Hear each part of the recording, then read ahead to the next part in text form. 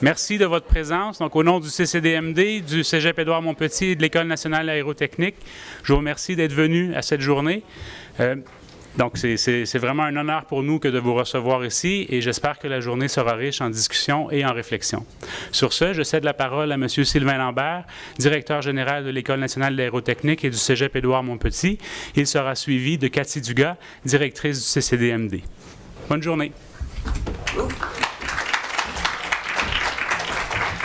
Tu nous as fait peur. On ne veut pas te perdre en début de journée, Jean-Sébastien.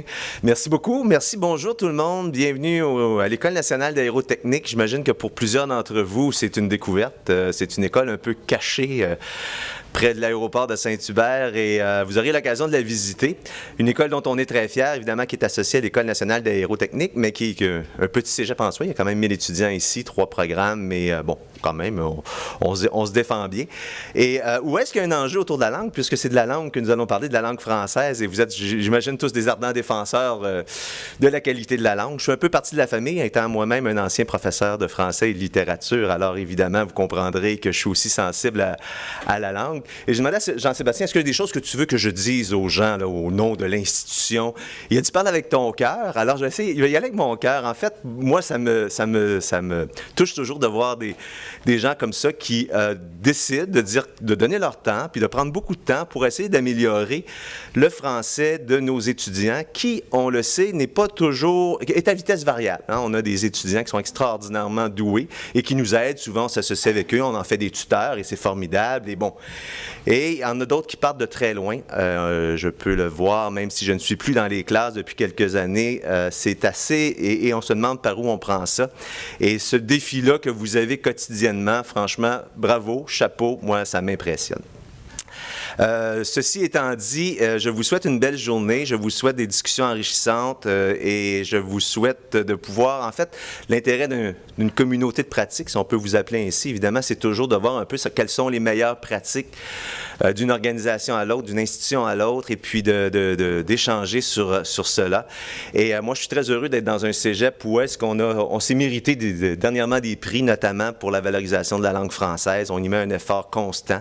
On essaie d'être je vais dire un mot, on ne peut plus français, des leaders, d'être des chefs de file dans cette perspective-là. Alors, donc, influençons-nous positivement. Et puis, nous aussi, je suis convaincu que nos oreilles vont être grandes ouvertes, puis on va se laisser influencer par ce qui se fait un peu partout ailleurs, parce que je pense qu'il y a un grand défi de ce côté-là. Alors, là-dessus, je vous souhaite une bonne journée, bonne rencontre à tous. Merci.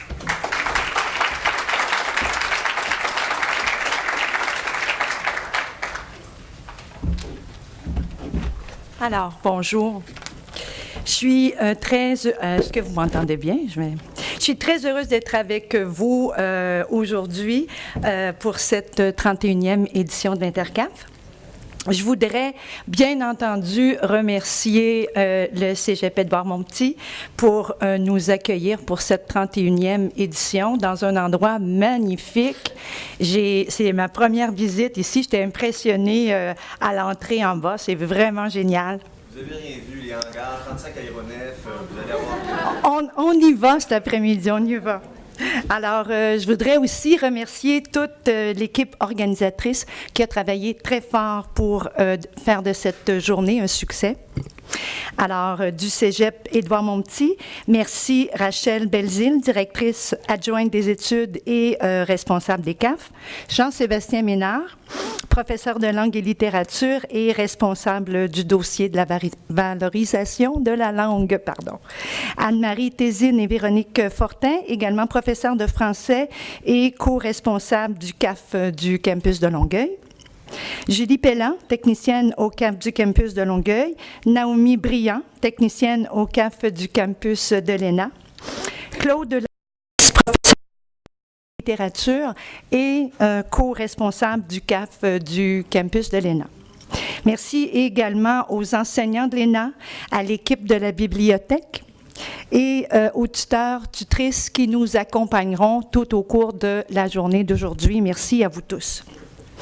Du CCDMD, merci Dominique Fortier, conseillère pédagogique chargée de projet et responsable de l'Intercaf 2017, qui a travaillé très fort avec Jean-Sébastien pour organiser cette journée-là. Merci Dominique.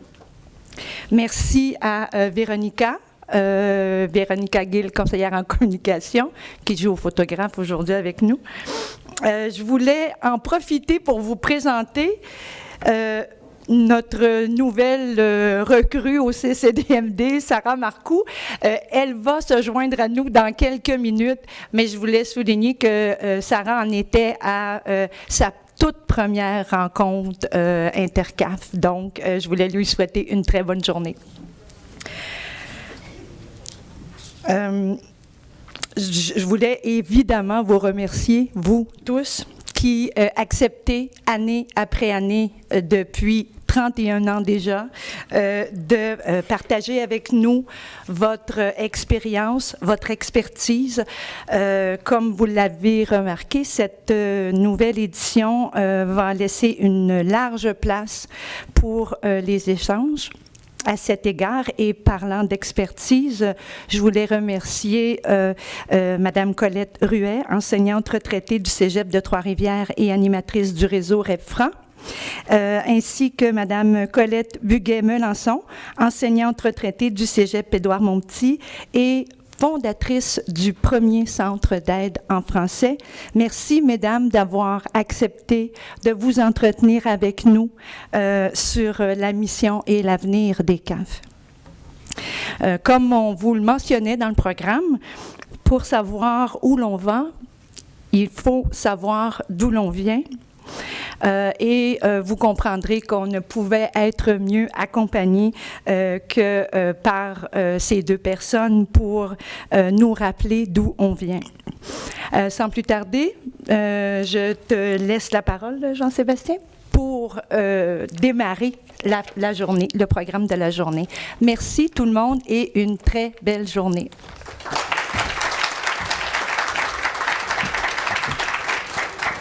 Bien. Comme Mme Dugas vient de le dire, aujourd'hui va être l'occasion de discuter ensemble, de partager, d'échanger sur nos pratiques, de voir quels sont nos bons coups, de réfléchir à nos problèmes, d'essayer de trouver des solutions ensemble. On va parler de notre présent, on va parler évidemment un peu du futur, puisqu'on va réfléchir à ce qui s'en vient.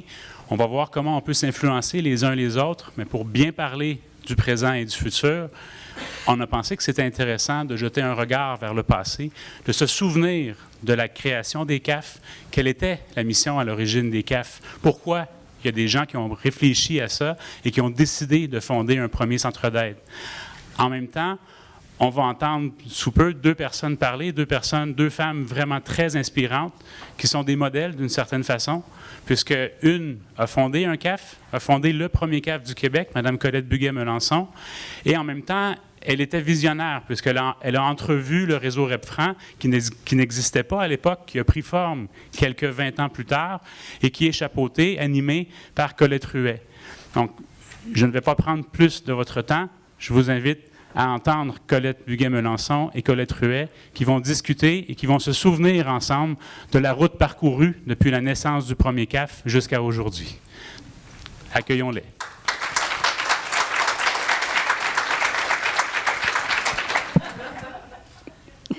En guise de présentation, je vous livre une petite anecdote. Oui, ça va. Il y a quelques années, oui, plusieurs, j'étais à la commission d'évaluation du collégial et on visitait, évidemment, on m'envoyait visiter les CAF. Alors là, un jour, une des très charmantes jeunes collègues m'expliqua avec beaucoup de conviction le concept du CAF. Alors, j'ai alors compris que le temps avait passé, mais que l'essentiel, le passage du relais, était pris. Je voudrais tout d'abord, j'ai pas l'habitude, hein, je voudrais tout d'abord remercier le collège Édouard-Montpetit, que j'appellerais mon collège, avec une certaine nostalgie, et aujourd'hui particulièrement à l'École nationale d'aérotechnique, qui accueille le traditionnel et presque trentenaire Intercaf. Quel meilleur lieu, l'ENA, pour prendre un nouvel envol. Cet accueil à l'ENA est symbolique l'engagement institutionnel prouve qu'au fil du temps, le soutien indéfectible de l'administration aux mesures d'amélioration de la maîtrise de la langue ne s'est pas démenti. La politique de valorisation de la langue a fait son œuvre. J'en suis émue et reconnaissante. Je voudrais remercier le CCDMD, notamment Charles Gravel, qui a accompagné l'aventure des CAF depuis le début en permettant la création, la diffusion et le partage du matériel pédagogique et en offrant une tribune de réflexion sur le rôle de la langue dans Correspondance. Et finalement, en prenant en charge les intercaf, maintenant assumés par Dominique Fortier. Je voudrais bien sûr souligner très chaleureusement l'engagement de mes collègues organisateurs et organisatrices, Anne-Marie Tézine, Jean-Sébastien Ménard, qui ont pris le relais dans le combat pour un français plus maîtrisé au collégial. Je veux vous remercier de votre présence. Merci. Je vous remercie de votre présence aujourd'hui qui témoigne à l'évidence que le projet de 1986 n'est plus un projet, mais une réalité bien vivante. Quand nous avons impulsé ce concept d'intercap, c'était pour briser le repli sur soi très néfaste qui prévalait dans les collèges. On gardait jalousement ces recettes pour surtout pas se les faire voler. Et en tentant de survivre d'une année sur l'autre. Les échanges lors des intercaps ont permis de créer une solidarité fructueuse au plan matériel, du matériel pédagogique et du financement. Je souhaite enfin remercier de tout cœur ma collègue Colette Ruet qui m'a donné l'occasion de renouer avec le plaisir du travail en duo, qui fut un réel bonheur au cours de mes années CAF, une vraie cure de jouvence. Colette a été responsable du centre d'aide ici à Édouard-Montpetit. Combien d'années? Je pense que c'est 12 ans. Alors, quel souvenir t'en gardes? Qu'est-ce que ça représente pour toi? Ben, le CAF représente pour moi le plaisir d'avoir pu mettre en œuvre une idée simple et naturelle qui allie la responsabilité professionnelle et une forme d'engagement social. Cette expérience pédagogique est enrichissante. Elle rompt avec la tradition des cours magistrales pour répondre de façon plus pertinente aux besoins individuels des étudiants, pour que la langue finalement soit moins un obstacle qu'un trait d'union. Et pour toi? Pour moi, ça a été un pur bonheur. Le bonheur de vivre la relation d'aide, le bonheur de découvrir et de faire découvrir ce que j'appelais la grammaire de l'erreur. Alors, j'ai fait découvrir ça aux aidants et ensuite à mes collègues. Est-ce que tu peux nous parler de la création du CAF ici et des CAF? Bon, alors, la création, c'est une aventure pédagogique née en 1985 de l'inquiétude grandissante des professeurs du département quant à la mauvaise maîtrise de la langue de nombre d'étudiants, ce qui constituait pour nous un obstacle regrettable à l'expression de leurs pensées. Et cette frustration s'exprimait en je me comprends, tu sais veut dire, voilà. La volonté de remédier à la situation ne devait cependant pas empiéter sur l'enseignement de la littérature. C'était notre grand défi. D'autant que nous avions la conviction profonde que la maîtrise de la langue conditionnait l'accès à la littérature. Et de plus, nous voulions assumer au collégial notre part de l'effort collectif et ne pas rejeter systématiquement la responsabilité des lacunes du français au secondaire, voire primaire. Les étapes? Oui. Les étapes. Bon, alors une réflexion fut d'abord amorcée dans divers comités du département, puis confiée à mon regretté collègue Daniel Lantier et moi. Notre recherche d'une voie différente des cours magistraux, du cours d'appoint, jugé de plus en plus inefficace parce qu'il ne répondait pas aux besoins de chacun, nous a conduit vers une approche d'enseignement résolument différente, voire révolutionnaire, et vous allez voir pourquoi. La méthode mutuelle. Qu'est-ce que c'est que la méthode mutuelle? Alors, c'est innové en 1747 à Paris. Un petit avion, vite, soit 40 ans avant la Révolution française, puis exporté en Angleterre, Ce concept d'enseignement mutuel propose une pédagogie active et coopérative, comme quoi le passé peut être garant de l'avenir. Et je vais vous lire le petit extrait. Dès l'année 1747, ce mode d'instruction était en vigueur à Paris dans une école de plus de 300 élèves, établie par M. Herbeau, à l'hospice de la Pitié en faveur des enfants pauvres. Des témoins oculaires, dignes de foi, c'est le langage de l'époque, ont cité avec éloge en différentes occasions les succès obtenus par cette méthode. En 1772, la charité ingénieuse du chevalier Paulet conçut et exécuta le projet d'appliquer une semblable méthode à un grand nombre d'enfants que la mort de leurs parents laissait sans appui dans la société. Ces généreux efforts ont attiré les regards de Louis XVI. Après ça, il s'est fait... il n'avait plus grand temps à vivre. Bientôt, la munificence éclairée de ce vertueux prince permit aux bienfaiteurs de l'orphelin d'asseoir son établissement sur une base à la fois plus solide et plus étendue. Alors, dans l'école mutuelle, l'organisation est totalement différente. Un seul maître est nécessaire pour faire fonctionner jusqu'à 800 élèves. Hein? Ça t'en bouche un coin? Ouais. Ce système peut fonctionner à plusieurs étages avec des moniteurs généraux, des moniteurs intermédiaires jusqu'au niveau le plus bas, des élèves débutants. Tout le monde apprenant à son niveau et enseignant au niveau inférieur. Alors, cette pédagogie active et coopérative fonctionne assez bien et elle permet d'apprendre à lire et à écrire en 2 ans au lieu de 5 à 6 ans requis dans l'enseignement reposant sur la méthode en usage. Fin de la citation. Donc, vous vous êtes inspiré d'un passé retour back to future, Ouais. Pour innover. Pour innover, oui. Oui, la réciprocité des bénéfices de la relation d'aide entre pairs nous a semblé prometteuse. D'une part, l'élève en difficulté est aidé par un père qui intervient sur une base personnalisée et conviviale, et d'autre part, l'assistant découvre qu'enseigner, c'est apprendre. Les bases du concept étant jetées, nous avons rédigé le plan d'implantation pédagogique du fonctionnement du centre, création d'un cours de formation des assistants et des outils nécessaires.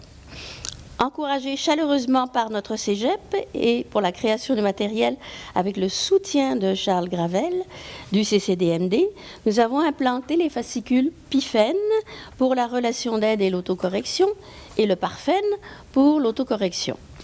Nous avons par ailleurs établi le plan de fonctionnement du centre, le personnel, les locaux, le financement, l'organisation matérielle, la sensibilisation du milieu et le recrutement des assistants. L'ouverture officielle eut lieu en début 1986. Dès lors, d'autres cégeps s'intéressèrent à la formule et emboîtèrent le pas, chacun adaptant la formule à sa réalité. Le premier fut Saint-Laurent, suivi de Rosemont, etc. À Trois-Rivières, ça a été en octobre 88, et nous, on n'a pas appelé ça le CAF, mais le CARL, le Centre d'apprentissage et de ressources linguistiques. Est-ce qu'il y en a eu d'autres ailleurs? Il y en a eu à Moncton, à Ottawa. Je ne sais pas où ça en est maintenant, hein, mais j'en avais même reçu une demande pour l'Argentine. Bon, sous toute réserve. Est-ce qu'il y a, à l'époque, est-ce qu'il y avait plusieurs démarches au centre d'aide? Oui. Il y avait la démarche de la relation d'aide où chaque assistant encadre 3 élèves. Il y avait l'autocorrection encadrée par le ou la technicienne du centre avec notamment les fascicules PIFEN, un pré-test, un test final et le recours aux fascicules pour les divers programmes développés au CCDMD. Et notamment un programme en lecture que j'ai fait avec mon collègue André Turcotte. Et puis il y avait les ateliers en petits groupes, où les professeurs du responsable, toujours présents au CAF. Alors, et de nos jours, quelle formule offre-t-on? De nos jours, je crois que les 3 mêmes formules continuent d'exister. Elles sont offertes dans les centres d'aide, les gens pourraient le confirmer, mais le contexte a évolué et les réalités des CAF ont beaucoup changé. Je dirais, je reviendrai là-dessus plus tard, je vais le répéter, je pense, plusieurs fois. La réalité des CAF est très différente d'un collège à l'autre. On ne peut pas imaginer à quel point c'est différent. Tu te souviens sans doute, en 1995, c'était l'épreuve uniforme de français, l'onde de choc que les mauvais résultats ont créée. Ça a fait que ça nous a amené plus facilement des élèves au centre d'aide. Autrefois, il fallait presque aller les chercher un par un dans leur classe. Là, ils commençaient à s'inscrire. Mais la même année, le ministère a coupé le financement que Ryan nous avait donné. Comme quoi, il y a des logiques qu'on ne comprend pas toujours. Cette situation financière a causé la disparition de quelques CAF, pour ne pas dire plusieurs. Certains ont survécu, d'autres sont réapparus par la suite. Et dans les façons de faire, j'ai vu des variantes. Je vais te nommer 6 variantes ou innovations qui sont apparues après coup. Puis je vais essayer d'expliquer à mes yeux comment c'est arrivé. D'abord, le remplacement des responsables des centres d'aide. Dans certains centres d'aide, il y a une certaine continuité, mais dans d'autres, c'est un changement perpétuel. Année après année, on change la personne responsable. Ça a une influence, ça a un impact. C'est-à-dire que parfois, c'est la transformation complète de la philosophie du centre qui apparaît. Alors, on peut passer, par exemple, du tutorat ou de l'aide par les pairs à l'aide aux devoirs ou bien au soutien aux devoirs en mise à niveau. C'est arrivé. Je ne dis pas que c'est généralisé, mais c'est des situations qu'on a vues dans des CAF. La difficulté à joindre des élèves de certains programmes, on pense à soins infirmiers qui ont toujours des horaires très atypiques et très chargés. On pense aussi aux équipes sportives. Ça a créé les CAF mobiles. Or, c'est les CAF qui se déplacent dans le programme pour rejoindre ces élèves-là. Il y a eu, après ça, un engouement parce qu'il s'est développé du matériel sur la stratégie de correction, pas juste l'autocorrection, mais une stratégie pour réviser, et ça a concurrencé la grammaire de l'erreur. Ensuite, qu'est-ce qu'il y a eu? Là, les besoins ont augmenté. C'est créé des listes d'attente. Les collèges ont multiplié les besoins particuliers. On a voulu réduire les listes d'attente. Alors là, les responsables ont assumé de plus en plus de responsabilités d'encadrement. Alors, on a vu des profs de CAF faire du tutorat avec des élèves et on a ouvert, dans certains cas aussi, le cheminement autonome supervisé par le responsable. Ensuite, il y a eu une vogue de multiplication des CAF, pas des CAF, mais des centres d'aide dans les collèges. Centres d'aide en mathématiques, centres d'aide en littérature, centre d'aide en philosophie, centre d'aide en physique, centre d'aide en chimie. Et bien là, on se répartissait les élèves aidants. Alors, dans certains collèges, bien, on a eu le problème de la pénurie des aidants. Puis peut-être que ça persiste encore.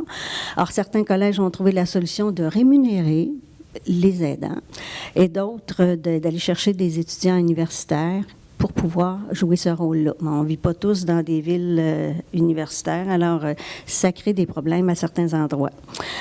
Depuis que les profs des différentes disciplines ont commencé à corriger la langue, on vient de voir apparaître dans certains cas la post-correction. C'est-à-dire que les responsables recorrigent, ça se faisait déjà aussi, là, mais aident l'élève à recorriger sa copie pour sanctionner la validité des corrections qui sont faites. Et à ce moment-là, dans certains cas, l'élève peut récupérer les points perdus pour la langue. Il y a aussi la consultation ponctuelle et pour les élèves, mais aussi pour le personnel, de plus en plus pour le personnel, et ça va en consultation en face à face, mais aussi maintenant par courriel, par Internet. Ce portrait est peut-être pas complet, mais je pense que ce qui décrit le mieux, je l'ai dit tantôt, ça va être les mots qui vont revenir, c'est diversité des formules puis différence d'un établissement à l'autre. Juste pour vous l'imaginer, ici, tantôt, monsieur le DG nous a dit qu'il y avait 1000 élèves. Alors, les besoins des 1000 élèves pour 3 programmes, leurs besoins et les moyens financiers sont assez différents d'un collège qui a 6000 élèves avec je ne sais pas combien de programmes et des besoins financiers plus grands. Donc, ça aussi, ça crée des différences entre les collèges. Au moment où on a créé les CAF, là, dans les années 80, après toi, il y en a eu d'autres, on le disait et on le pensait un peu aussi, je pense. Oui, je pensais qu'on pensait, c'est sûr, que les problèmes liés à la langue s'aggravaient. C'était effrayant, c'était pire qu'avant. Penses-tu que c'est encore comme ça? Je ne suis plus dans le milieu. Je ne suis plus dans le milieu pour le moment. j'ai l'impression, moi, que non, que ça ne s'aggrave pas, mais qu'on est peut-être plus sensible. Voilà. En 85, c'était le grand boom de la démocratisation de l'enseignement.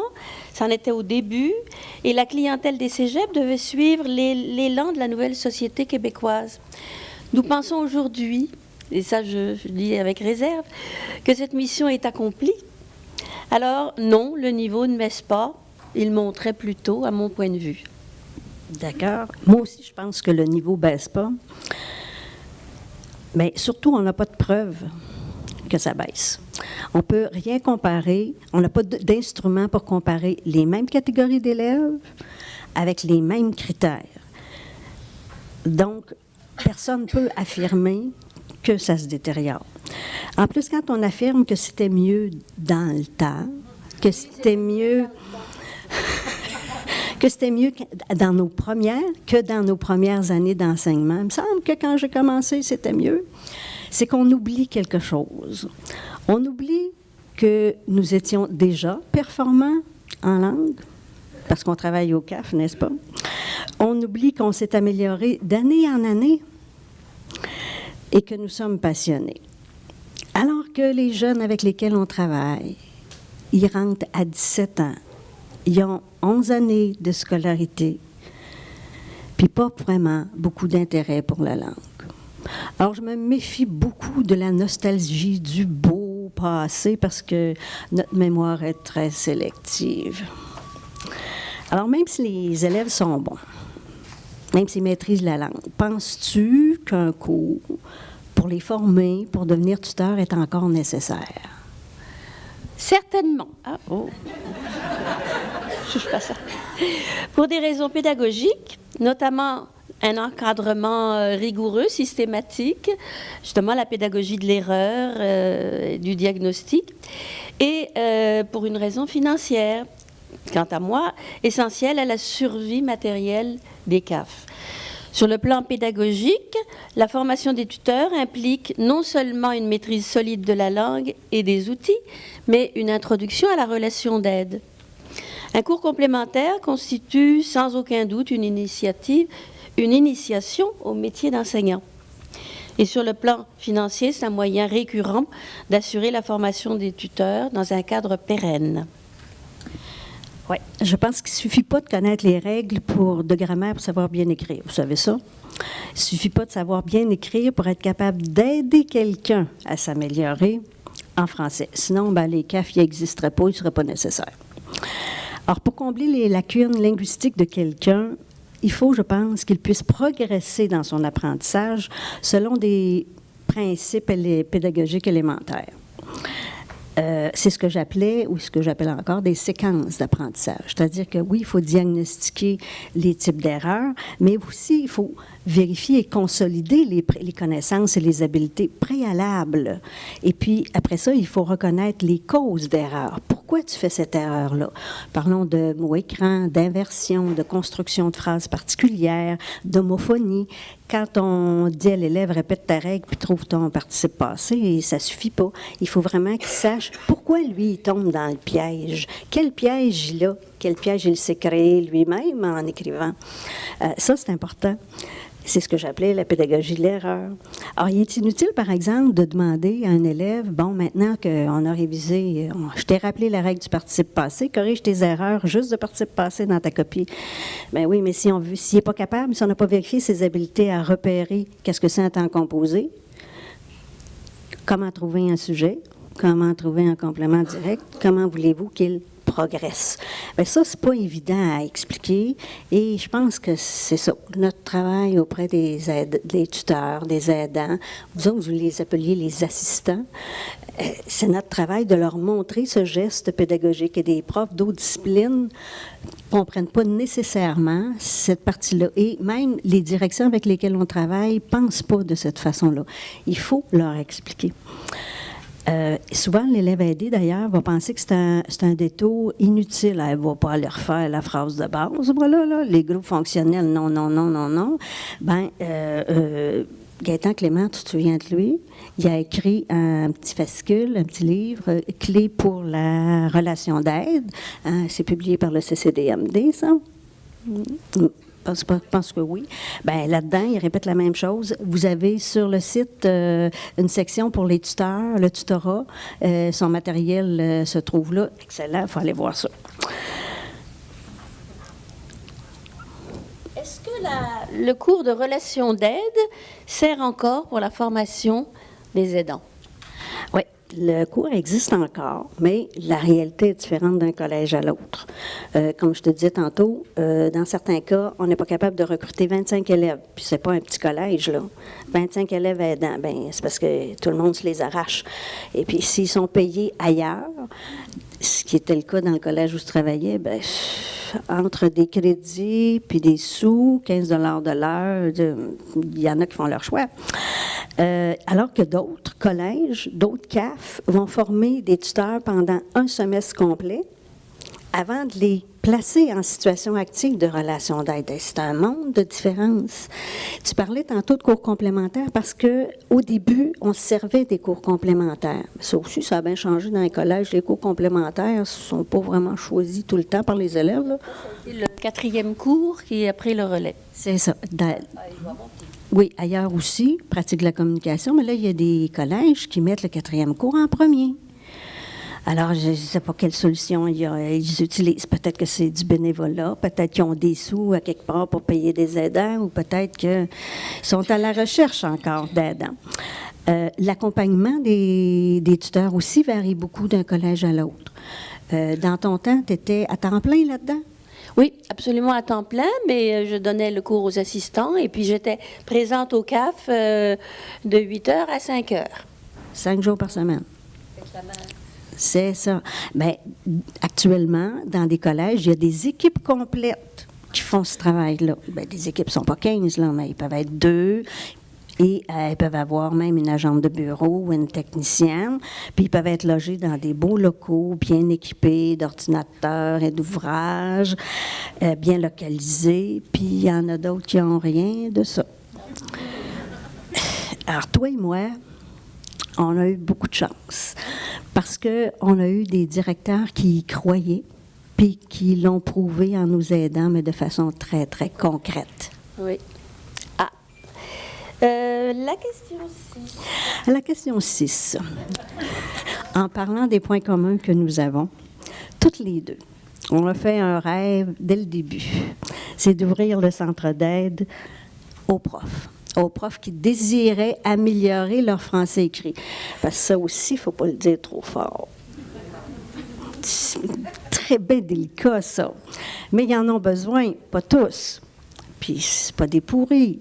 Mais ils ont besoin de se faire aider. Et si on leur demande de corriger, d'autant plus, ils ne se sentent pas très bien. Alors, il faut les aider un peu. Hein? Alors, dans tous les domaines, la langue, c'est l'outil de pensée. Elle est le vecteur de l'intégration, de la structuration, du réinvestissement et de la communication des connaissances. Et ça, dans toutes les disciplines. La qualité de la langue est donc une responsabilité collective qui doit se concrétiser par une politique de valorisation de la langue, interpellant toutes les disciplines, le monde de l'enseignement et la société. Une telle politique fut mise en œuvre au CEM, Collège Édouard-Montpetit, en 1988 et donna lieu à l'ouverture du CAF 2, destiné à tout le personnel. En outre, elle lança dans différentes disciplines au CEM l'importance d'une aide personnalisée. La valorisation du français passe par la contribution essentielle de chaque discipline dans la perspective de son champ disciplinaire.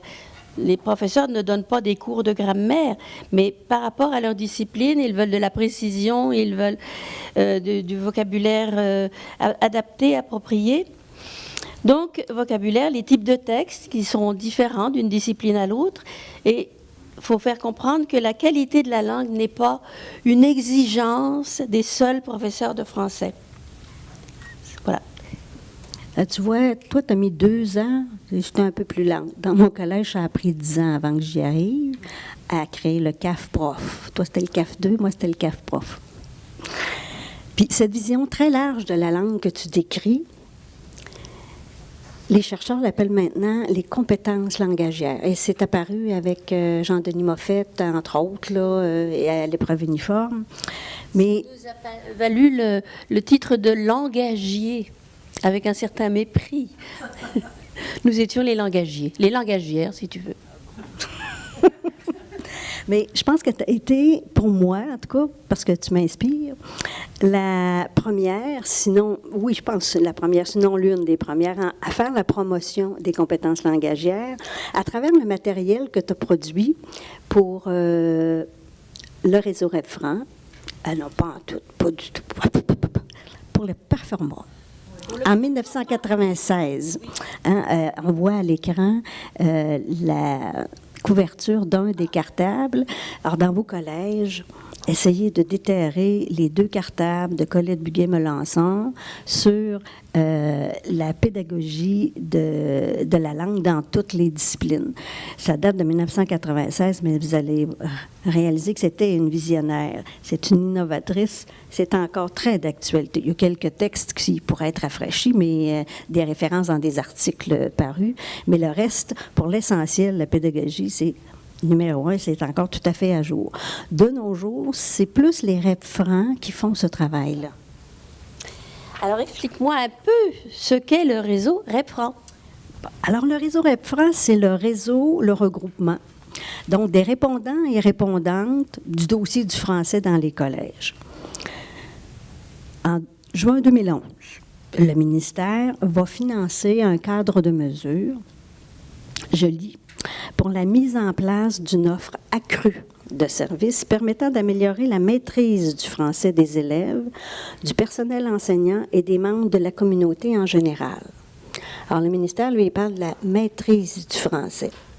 Nous autres, on parle de compétences langagières, mais lui, il parle de la maîtrise du français. On ne sait pas si ça veut dire la même chose. Non.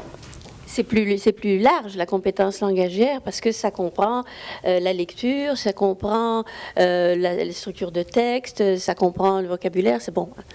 Au-delà du code, c'est beaucoup plus large. Bon. Mais les visées du ministère étaient très larges. C'est-à-dire que ça ouvrait à toutes les possibilités dans les champs d'intervention qui favorisaient l'amélioration du français. Depuis les cours de mise à niveau qui sont devenus des cours de renforcement, en passant par les ateliers sur l'épreuve uniforme, et le reste dont je vais te parler. En 2017, on avait un mandat de 5 ans. En 2017, on vient d'obtenir le financement pour 2 ans. Et là, on laisse au collège le soin de définir les objectifs. L'intitulé est toujours maîtrise du français, mais c'est les collèges qui définissent les objectifs. Alors, le domaine d'intervention sur lequel je vois travailler les REPFRAN couvre trois aspects, 3 grands champs. Le perfectionnement linguistique du personnel, la valorisation de la langue dans les départements et les programmes, et la promotion de la politique du français dans les collèges, qu'on appelle souvent la PVLF, terme que tu as inventé aussi, politique de valorisation de la langue française. Les actions qu'ils font peuvent toucher à peu près une dizaine d'aspects. Je vais vous en nommer. L'application, l'actualisation de la politique du français, le soutien pour l'enseignement explicite des genres textuels propres aux disciplines, le suivi du test à l'embauche, le tutorat auprès du personnel, la correction, l'aide à la correction dans les départements, les perfectionnements de groupes, mais départementaux, des chroniques de linguistique publiées dans le journal du collège ou sur le site, la promotion de l'orthographe rectifiée, la formation du logiciel Antidote. Ben oui. Il n'y a personne qui peut faire tout ça. Et personne qui peut assumer toutes ces fonctions-là, c'est évident. Puis comme le reste, les budgets ne sont pas mirobolants non plus.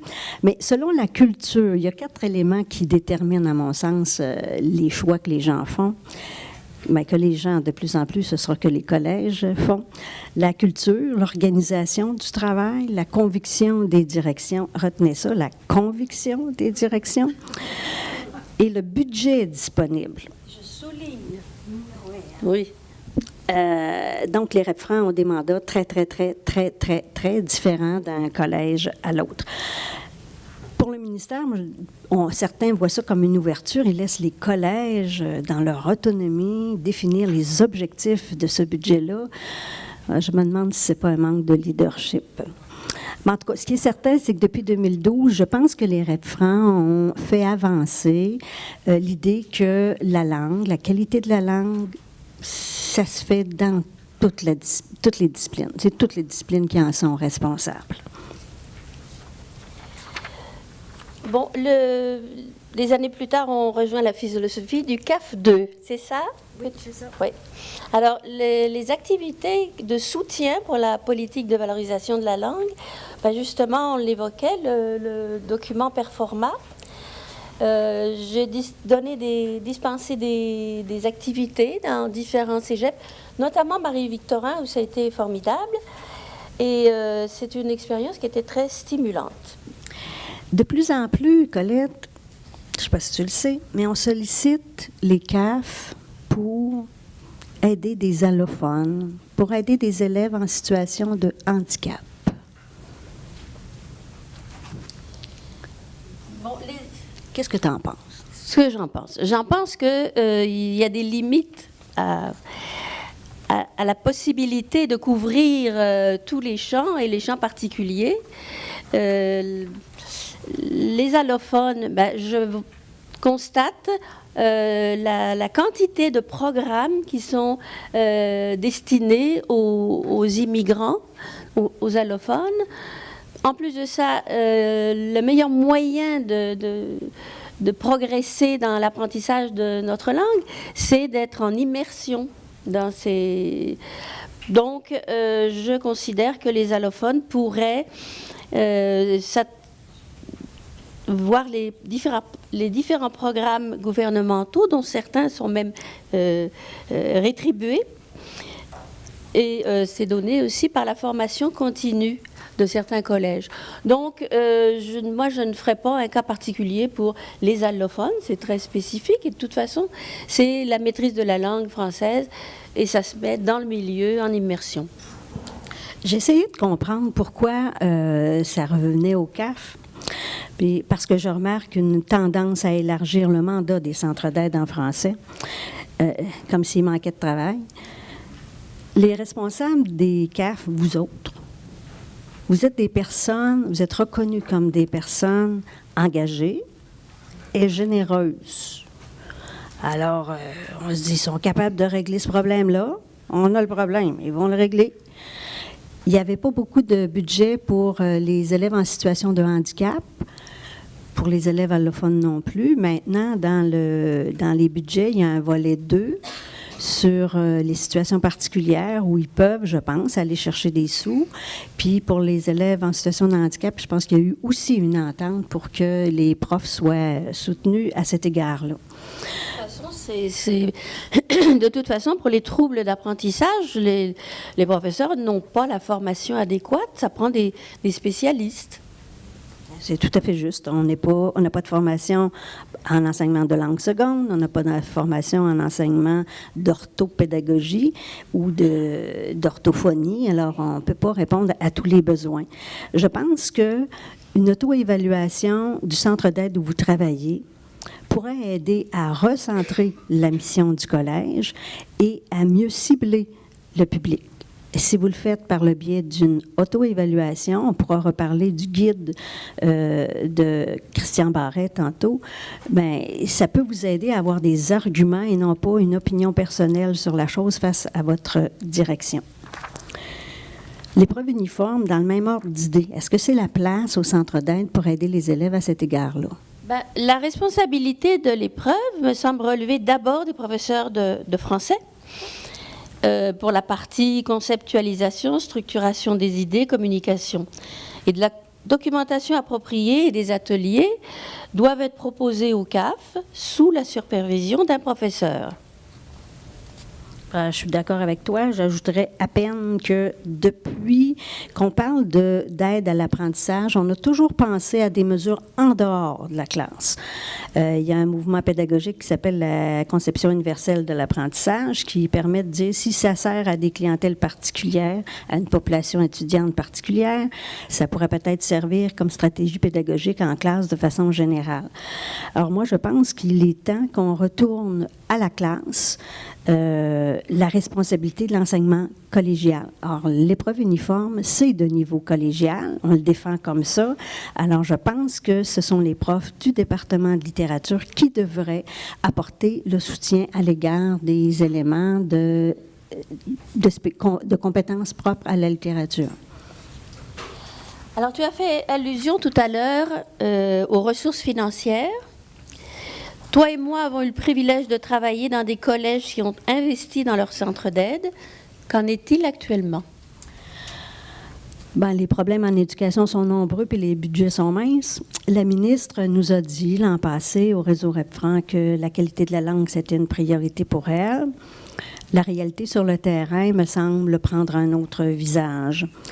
Les collèges étant autonomes dans l'utilisation de leur budget, bien, qu'est-ce qui arrive dans chacun de vos collèges? Chaque groupe se bat pour aller chercher des sous, se bat pour que son projet devienne prioritaire. Alors, en bout de piste, souvent, on ramasse les miettes de la galette à Amlas, c'est-à-dire pas grand-chose. Ou bien, selon la mode du temps, il y a un groupe, ou selon le lobby, il y a un groupe qui va remporter le gros lot, et les autres sont laissés là. Il y a aussi une autre transformation profonde dans les collèges depuis une dizaine d'années, c'est le changement de personnel. Pas juste les profs qui changent, les professionnels changent, les cadres changent. Ça veut dire que le passé est parfois oublié, les traditions se perdent, les philosophies des établissements changent.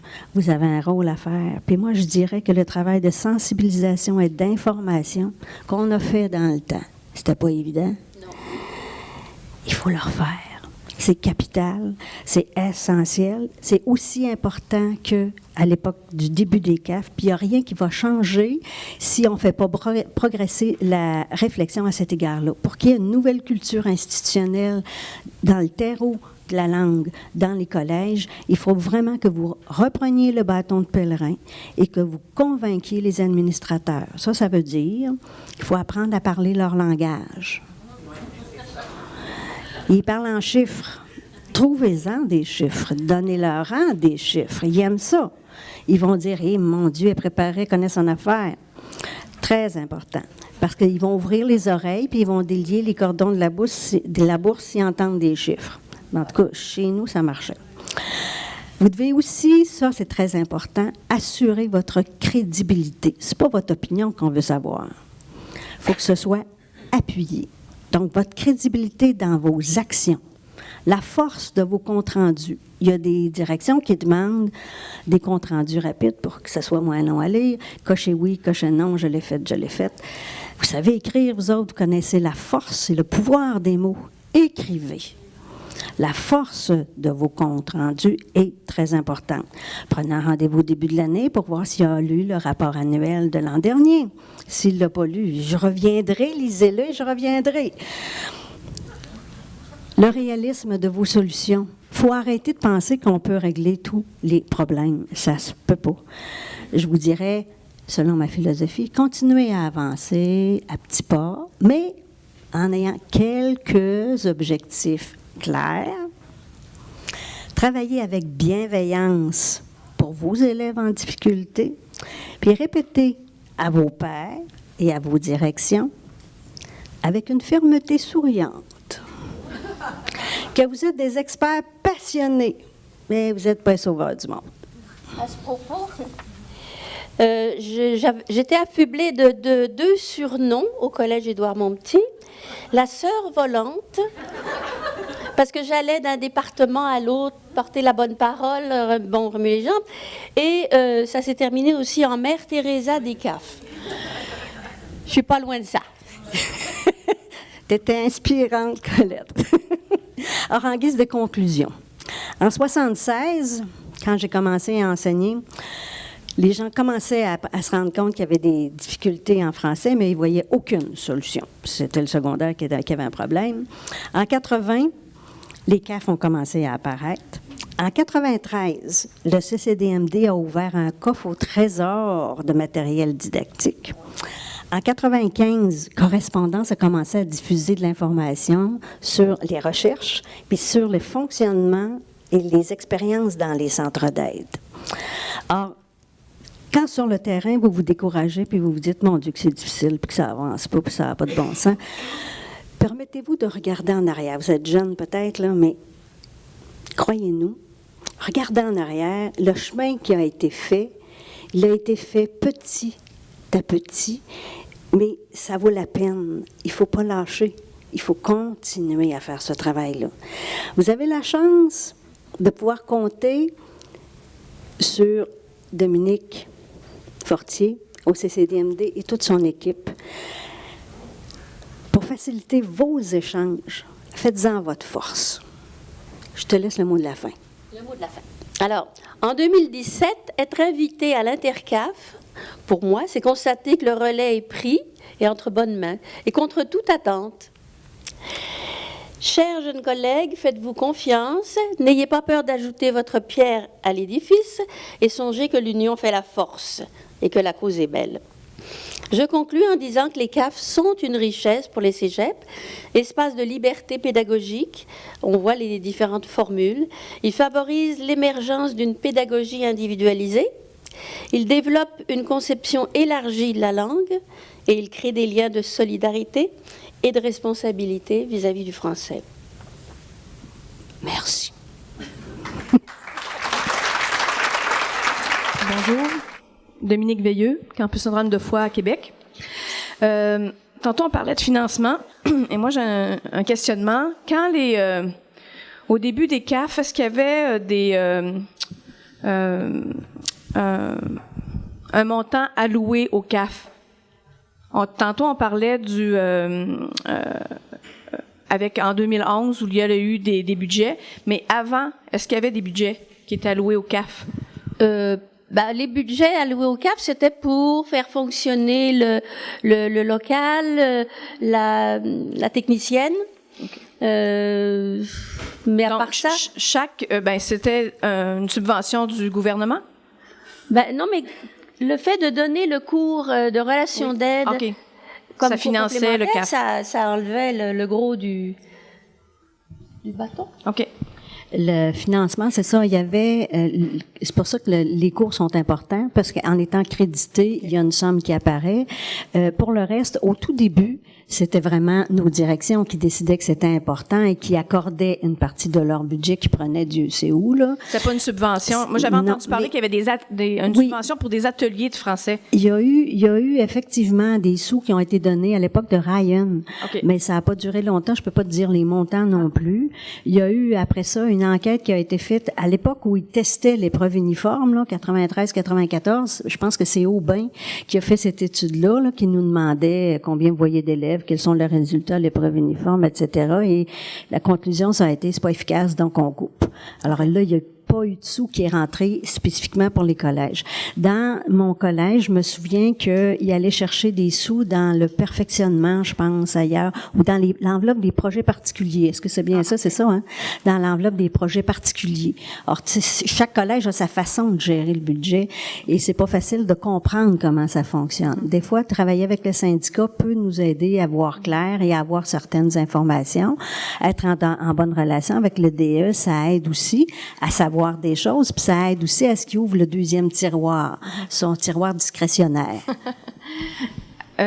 Dernière chose, est-ce que avec les restrictions budgétaires que les cégeps vivent, est-ce qu'il y a des CAF qui sont en voie de disparition ou en général les CAF réussissent à survivre? Moi, je suis pas au courant des centres d'aide de leur état de vie. Je pense que c'est à vous à répondre. Ça a tout l'air que non. Tant mieux.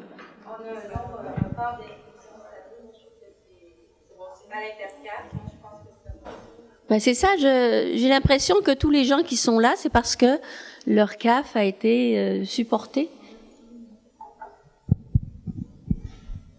Est-ce qu'il y a d'autres questions, commentaires? Est-ce qu'il y a des gens dans la salle qui sont à la fois responsables de CAF et REPFRAN? 1, 2, 3, 4. Il y en a 4? OK. Pardon? Il y en a un petit peu plus. Alors, je ne les ai pas vus. Est-ce que c'est quoi le rapport entre le CAF et les REPFRAN? Est-ce que tu peux observer comme animatrice? Bon, moi, je pense que, d'abord, le mot refrain n'est pas connu dans tous les collèges. Peut-être dans certains collèges, justement, où la personne joue les deux rôles, ça peut créer une certaine confusion. Mais même en dehors de ça, les gens les appellent pas nécessairement des refrains, là. Ils peuvent les appeler animateurs, animatrices, responsables de la politique, là. Donc, ça peut expliquer qu'ils les connaissent pas. Quel lien il y a entre les responsables de CAF et les refrains, entre les équipes de centre d'aide? Ben, en fait, on fait tous partie de la même famille parce que on a la même passion, on a le même objectif, à savoir l'amélioration du français des élèves. Et cependant, on travaille avec des personnes différentes. Vous travaillez avec les élèves et les REPFRAN travaillent plus avec le personnel. On devrait, à mon sens, partager les mêmes locaux, parce que les CAF devraient devenir un lieu symbolique, un lieu de référence très crédible et reconnu partout.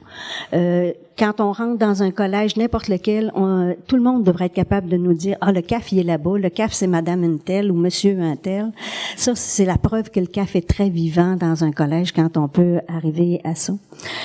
Moi, j'ai rien contre le fait qu'un collège nomme le responsable de CAF, le nomme REPFRAN, à la condition qu'il leur donne les ressources pour faire les deux jobs. Sinon, on a un problème. Mais je pense que étant généreuse et passionnée, on se dit, ben, capable de faire ça en plus. Alors, mon nom, c'est Jocelyne Meunier, je suis du cégep de Lévis-Lauzon. Je pense que la réputation des CAF, elle est très bonne. Puis, je vais poser une question, je devrais connaître la réponse, mais je comprends pas pourquoi ça inspire pas la création des CAF au niveau secondaire. J'aime bien la médecine préventive. Nos élèves nous arrivent faibles. Pourquoi tout ce dynamisme qu'on connaît depuis plusieurs années déjà n'a pas déjà influencé le monde secondaire? Parce que ça serait bon pour nous aussi. Oui, mais je pense que c'est déjà une première étape d'avoir sensibilisé les collèges. Et autrement, il faut prendre son bâton de pèlerin et s'en aller vers le secondaire, où on est... Oui, c'est ça. Et on n'est pas forcément bienvenu d'aller piocher au secondaire. Je voudrais peut-être ajouter que dans la région de Québec, il y a 2 écoles privées qui ont un centre d'aide en français. Oui. Mont-Saint-Sacrement et l'Académie Saint-Louis.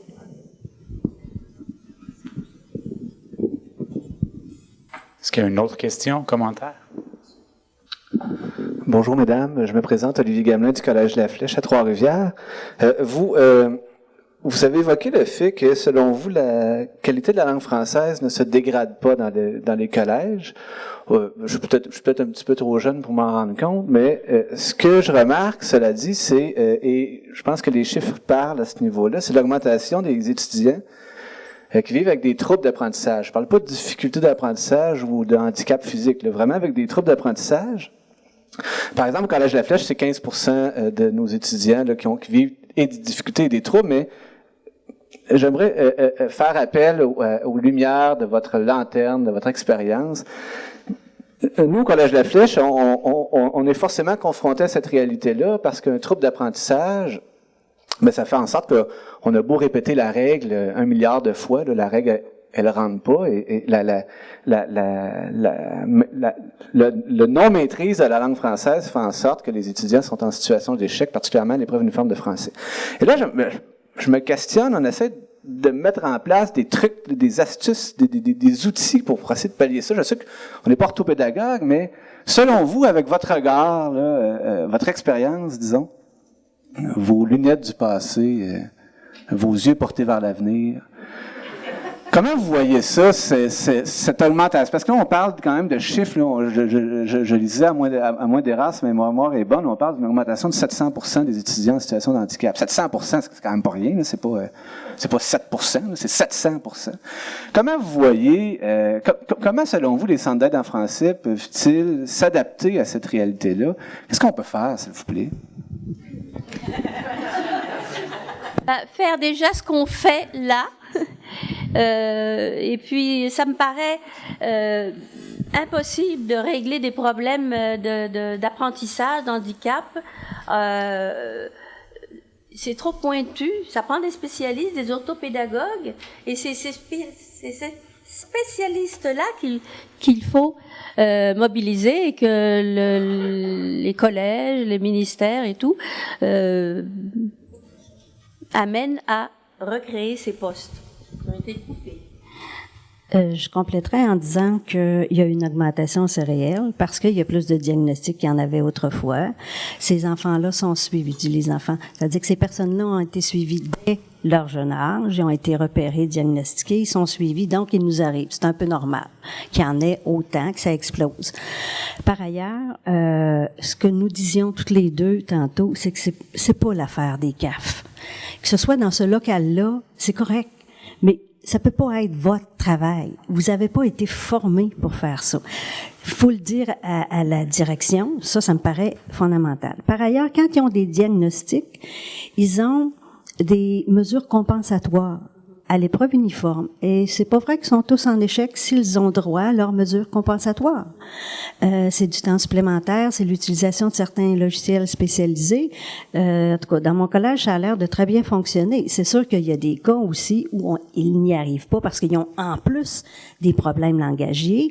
Mais là, c'est autre chose. Mais allez pas vous mettre sur les épaules une responsabilité qui n'est pas de votre ressort. Je veux pas en rajouter une couche, là. Je veux pas en faire une ligne éditoriale, une montée de lait. Je comprends parfaitement votre point de vue, mais moi, quand j'ai un jeune de 18-19 ans qui arrive dans mon bureau puis qui est en situation d'échec dans tous ses cours, je peux pas lui dire je t'aiderai pas, je suis pas orthopédagogue.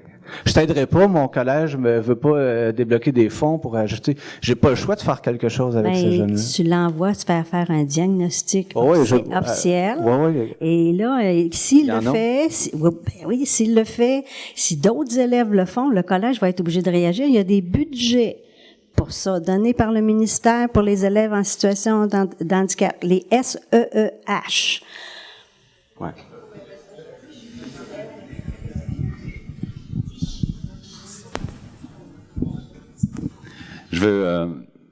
Jean-François Legault au Collège de Valleyfield.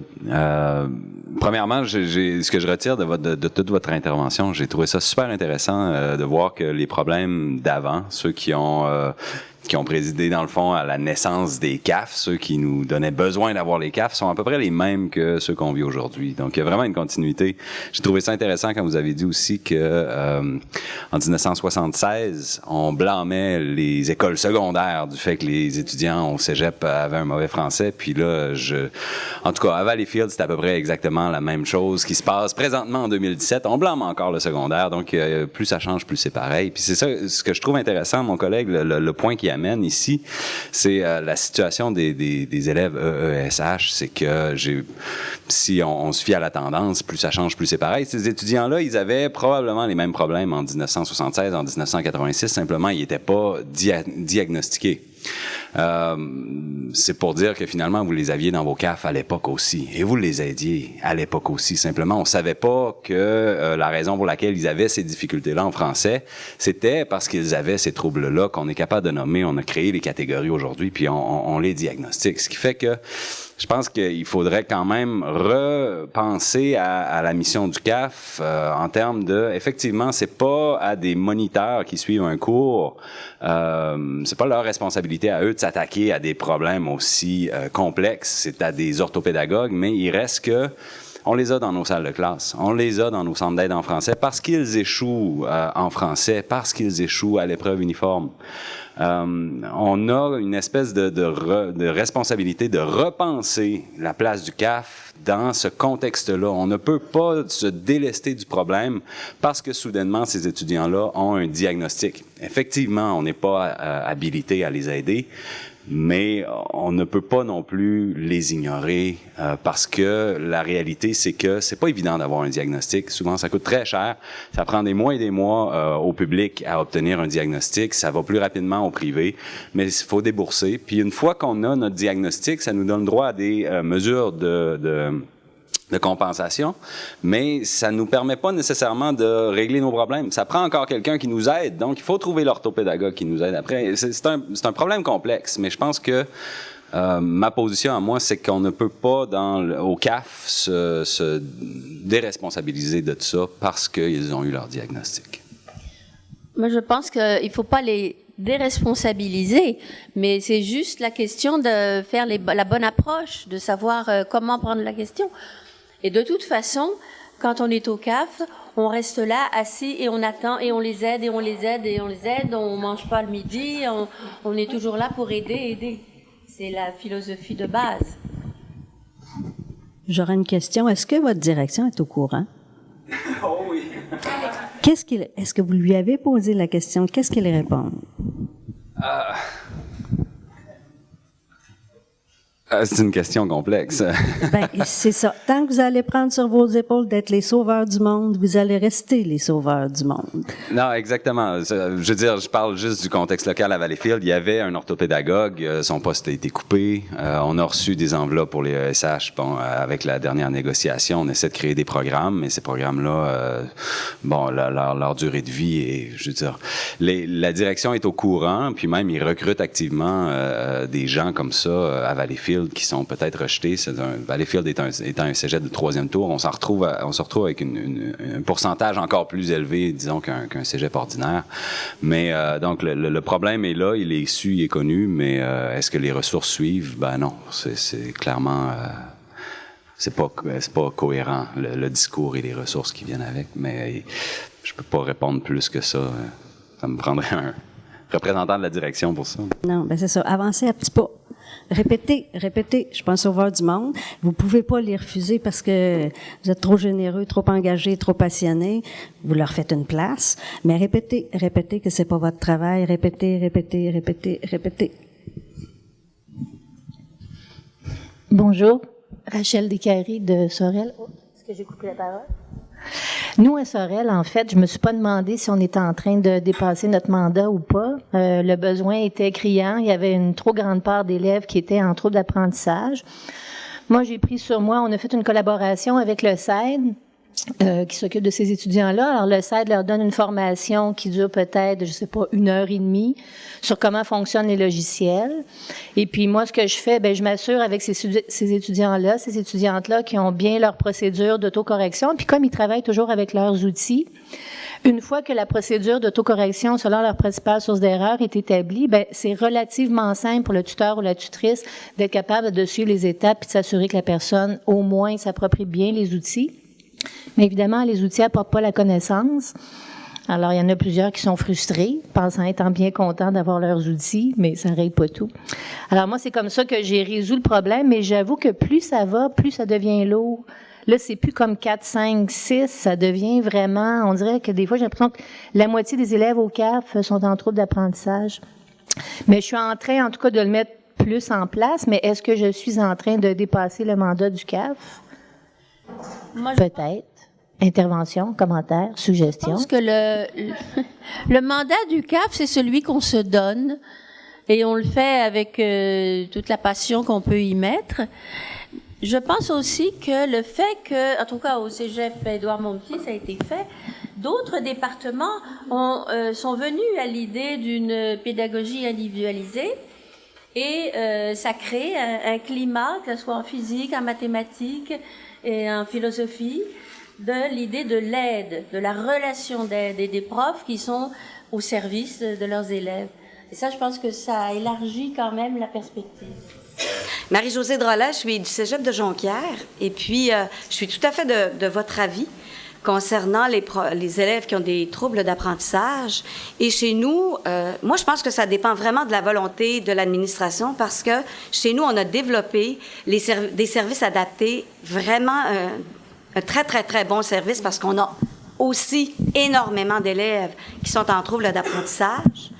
Et fort heureusement, on a une très, très belle collaboration entre le Participe, qui est le nom de notre centre d'aide, et les services adaptés. Alors, souvent, parce qu'on dit que ces élèves-là ont été diagnostiqués au secondaire, mais je regrette, il y a une bonne part de ces élèves qui n'ont jamais été diagnostiqués. Donc, nous, on fait le pont avec notre expérience et puis, je dirais, notre œil, en tout cas assez aiguisé. On est capable de détecter ce genre de problème-là et on va référer les élèves à nos services adaptés. On a des orthopédagogues, on a des APA, des aides pédagogiques à l'apprentissage. Et puis, franchement, je pense qu'on est bien servi de ce côté-là. Puis je me dis, écoutez, on est un cégep de 3e tour aussi. Alors, c'est peut-être une question de choix de l'administration, là. Puis c'est sûr que nous, le CAF, on est passé de 2 ETC à 1,6, 1,4, puis là, on a 1,2. Puis moi, j'ai des beaux projets qui sont refusés tous les ans parce que là, on a mis l'accent sur la pédagogie de la première année. Mais enfin, au moins, je trouve que de notre côté, c'est vraiment bien. Puis on a une très belle collaboration. Alors, Bravo! Merci.